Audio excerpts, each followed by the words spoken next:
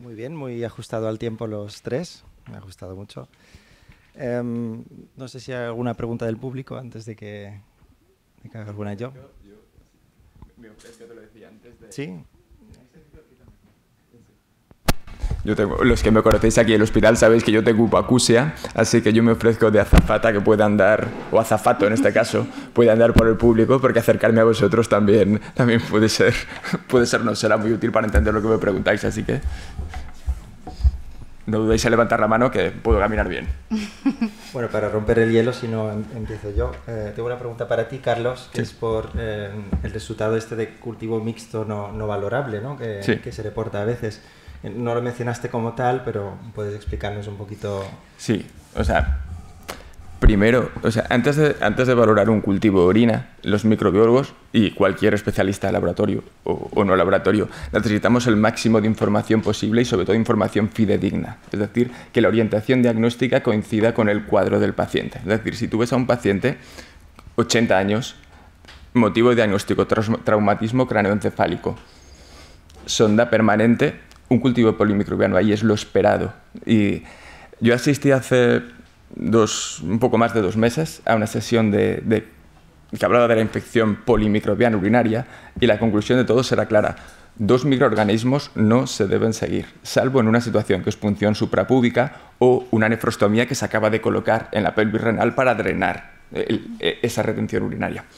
Pero, de hecho, el cuadro que has puesto tú, Yolanda, donde aparecían los criterios de interpretación del cultivo microbiológico, ha pasado rápido, pero ese cuadro justo debajo tiene un párrafo que indica con 2 microorganismos se debe consensuar con el microbiólogo o hablar con él, justificar la necesidad, pero con 2 microorganismos, 3 o más, no se debe seguir, sobre todo cuando son en proporciones parecidas. Nosotros cuando tenemos un microorganismo uropat que se asocia a infección urinaria, por ejemplo, un E. coli predominante, en 100.000 colonias, si hay 3 o 4 por ahí salpicados, por así decirlo, hablando vulgarmente, se sigue el E. coli como monomicrobiana. Eso nos informa.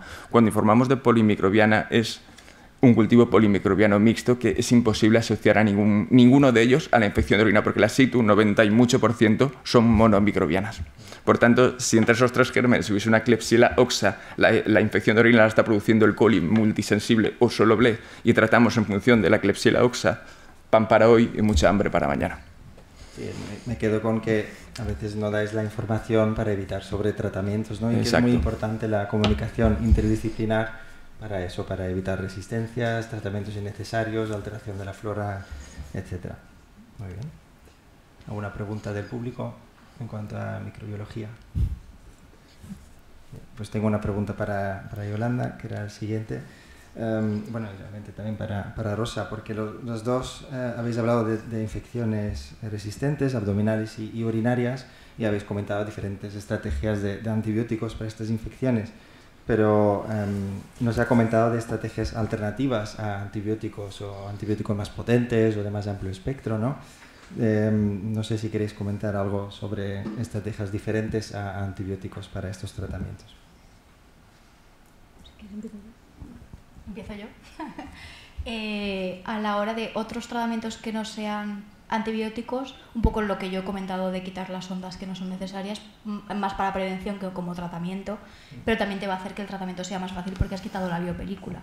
Y luego, en el caso de mujeres jóvenes con infecciones de orina recurrentes, sí que se ha estudiado también el tema de las vacunas. Y con el tema de la microbioma, hoy en día ya hay muchos tratamientos para intentar también como preventivo, más que una vez ya tienes la infección. Una vez que ya tienes la infección, aún es un poco ciencia ficción, pero sí que se está empezando a desarrollar todo el tema de la fagoterapia, que hoy en día todavía se aplica, en España no se ha aplicado nunca, pero sí que hay algún caso de tratamientos que han ido bien con la fagoterapia, pero eso yo creo que todavía nos queda muy lejos y muy ciencia ficción. Y no se me ocurre más, a lo mejor a Rosa se le ocurre algo más aparte de antibióticos. Pues ya está, te damos por concluida la pregunta. ¿Alguna pregunta del público? ¿Alguna duda que ha quedado con las infecciones urinarias complicadas o con las infecciones intraabdominales? Yo tengo una pregunta. Sí, claro. Espera, yo me he ofrecido, faltaría más no cumplir. Es muy fácil. Teniendo en cuenta la gran cantidad de infecciones de orina que tenemos, muchas veces es inviable o no se hace en la urgencia el recambio de la sonda o el recambio de la nefrostomía, sobre todo porque pues no tenemos urólogo presencial, porque muchos de los que llevan la sonda vesical permanente pues son porque son sondaje complicado. Luego sí que tiene sentido hacer ese recambio durante su ingreso, planteárselo a los compañeros. Sí, por lo que he comentado, porque esa sonda va a estar colonizada, con lo cual 100% va a tener bacterias que te van a dificultar luego el tratamiento, con lo cual hay que cambiarla para tener una sonda limpia. Si no es al principio para tomar la muestra microbiológica, pues después. El problema es que los cultivos que se cojan, pues probablemente, como hemos comentado, sean poco valorables, entonces ya entramos en la cascada, ¿no?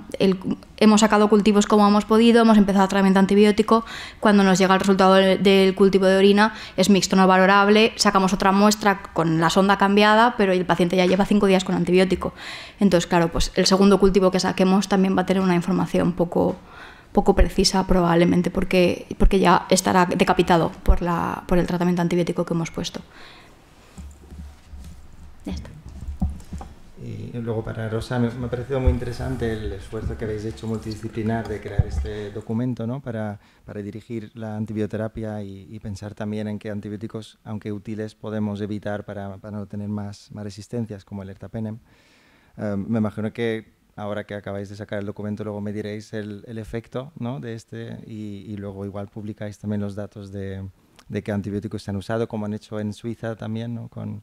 Eso sí que sería muy interesante presentarlo en las jornadas del año que viene. Muy bien. Muy bien. Pues yo no tengo más preguntas de momento.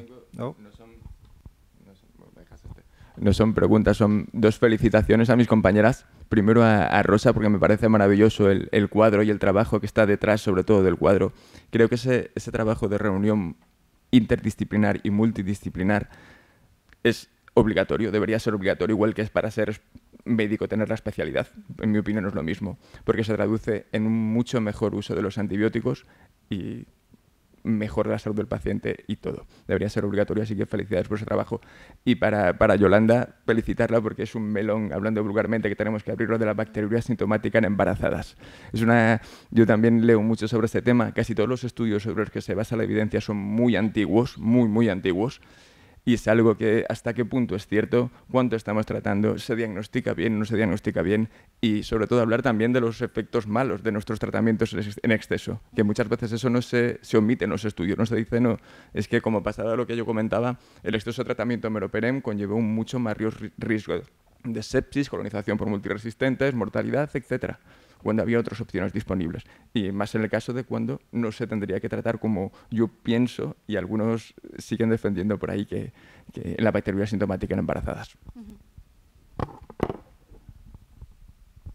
Pues doy la mesa por finalizado. Muchas gracias.